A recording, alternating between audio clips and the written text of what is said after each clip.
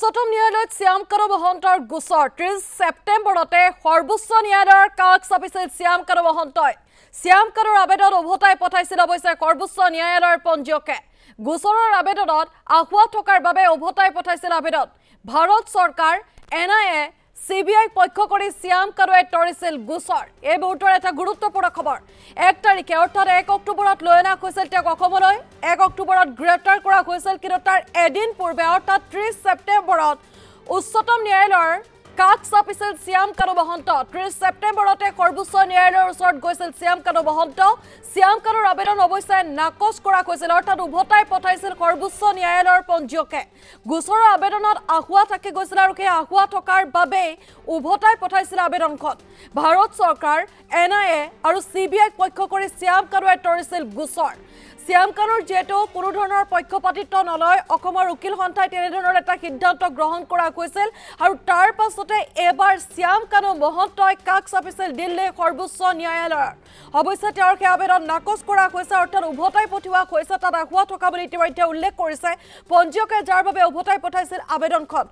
অগ্ৰিম জামিনৰ বাবেও কিন্তু উকিলৰ সৈতে কথা পাতিছিল তেনেকুৱা কিছু তথ্য কিন্তু পোহৰলৈ আহিছিল কিছুদিন পূৰ্বে আৰু বৰ্তমান দুটা নিশা কটাব লগা হৈছে CID কাৰ্যালয়তে দুটা নিশা যদিও কটাই আছে বহু তথ্য পোহৰলৈ আহিছে তাৰ সমান্তৰালকৈ সিদ্ধাৰ্থ শৰ্মাও বৰ্তমান CID কাৰ্যালয়তে আছে 14 দিনৰ তেওঁলোকৰ জিম্মালৈ যিটো প্ৰেৰণ কৰা হৈছিল মাত্ৰ দুটা দিনহে পাৰ হৈছে আৰু 12 দিনত হয়তো আৰু তথ্য পোহৰলৈ আহিব বহু বিস্ফোৰক তথ্য ইতিমধ্যে পোহৰলৈ আহিছে আৰু সেই বিস্ফোৰক তথ্যসমূহৰ ওপৰত ভিত্তি কৰি BNSৰ 103 ধাৰাত হত্যাৰ গোচৰ ৰুজু কৰা হৈছিল এই দুয়োজনৰ বিৰুদ্ধে কিন্তু আটাইতকৈ গুৰুত্বপূৰ্ণ বিষয়টো হ'ল যে গ্ৰেপ্তাৰ হোৱাৰ পূৰ্বে কিন্তু সৰ্বোচ্চ ন্যায়ালয়ৰ কাষ চাপিছিল শ্যামকানু মহন্তই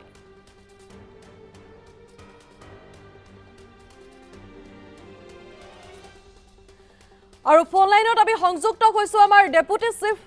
ৰিপৰ্টাৰ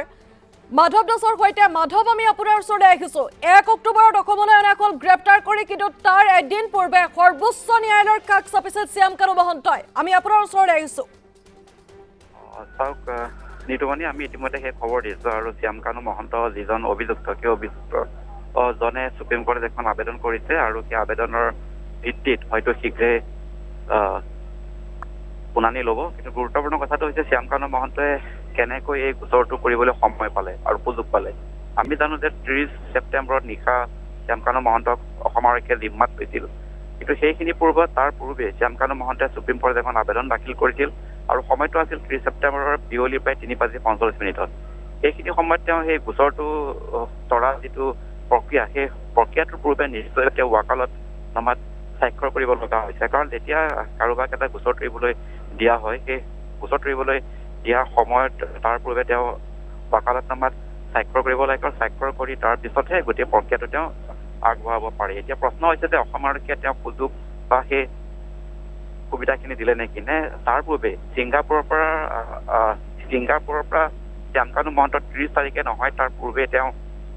দিল্লীলৈ আহিছিল আৰু দিল্লীত অহাৰ পিছত দিল্লীত তেওঁ আৰক্ষীয়ে নিজৰ জিম্মাত লৈছিল সেই গোটেই বিষয়টো বৰ্তমান সন্দেহ থাকি যায় আৰু শ্যামকানু মহন্তই এটা ভিডিঅ' বাৰ্তা যোগে কৈছিল যে তেওঁ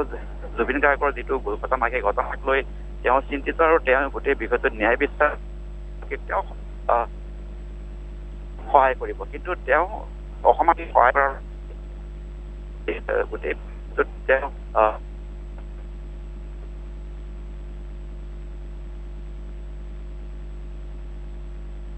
যদিও আমি সন্দেহ কৰিছো হয়তো তেওঁ গোচৰটো CBI জৰিয়তে বা